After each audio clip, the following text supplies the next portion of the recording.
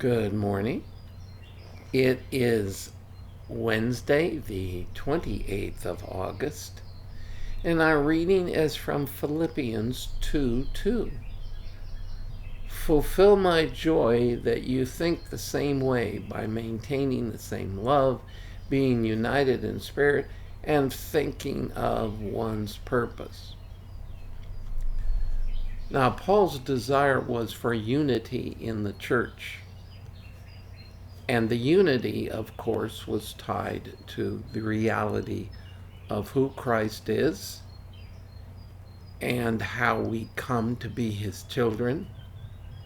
And sadly, what is missing often is the testimony of the church, because while we are clearly one in Christ, the universal, invisible church, too often the local churches are more seen by how they disagree and fight with one another.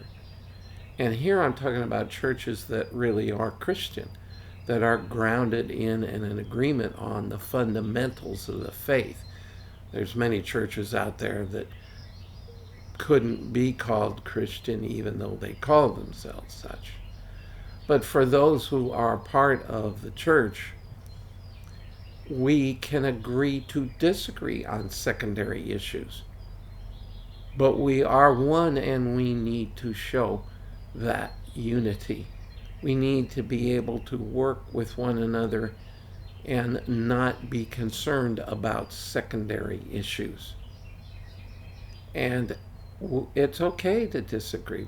Heck, we can't agree with ourselves half the time. But we need to be united in Christ and show that we are all one body of believers.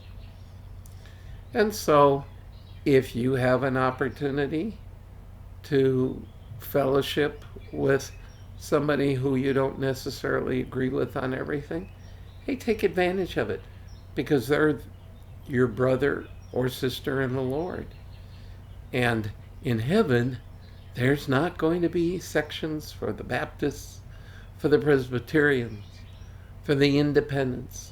We'll all be one in Christ, and all of those secondary issues will no longer matter.